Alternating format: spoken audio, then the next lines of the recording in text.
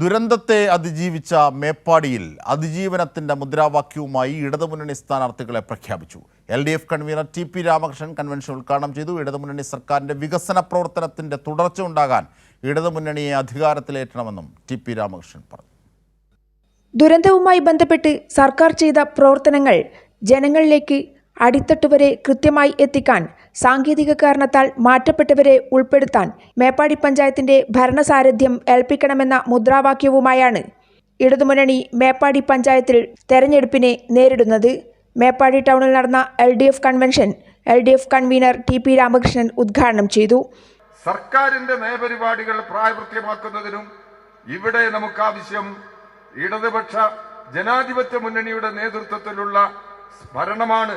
തദ്ദേശ ഭരണ സ്ഥാപനങ്ങൾ എന്നുള്ളത് പ്രാദേശിക സർക്കാരുകളാണ്. പ്രാദേശിക സർക്കാരുകൾ എന്നുള്ള നിലയിൽ ഗവൺമെന്റ് മുന്നോട്ട് വെക്കുന്ന മിക്കവാറും ക്ഷേമ പ്രവർത്തനങ്ങളെല്ലാം തദ്ദേശ ഭരണ സ്ഥാപനങ്ങൾ വഴിയാണ് നടപ്പിലാക്കുന്നത്.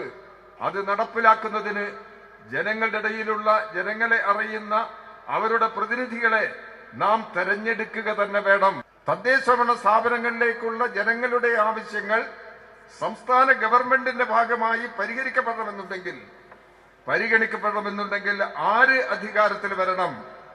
അത് ജനങ്ങൾ മുമ്പിലുള്ള പ്രശ്നമാണ്. അത് ജനങ്ങൾ തീരുമാനമെടുക്കും എന്ന കാര്യത്തിൽ ഞങ്ങളെ സംബന്ധിച്ചിടത്തോളം സംശയമില്ല.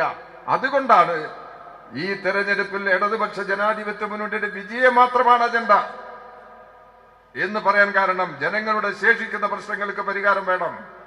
ടൗൺഷിപ്പ് പ്രവർത്തനങ്ങൾ, ദുരിതാശ്വാസ ഫണ്ടുകൾ, അതിജീവന ഫണ്ടുകൾ, അങ്ങനെ ഒട്ടനവധി തുടർ പ്രക്രിയകൾ ജനങ്ങളിലേക്ക് എത്തിക്കേണ്ടതുണ്ട്.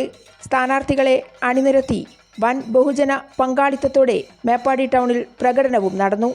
കൈരളി ന്യൂസ്, വയനാട്.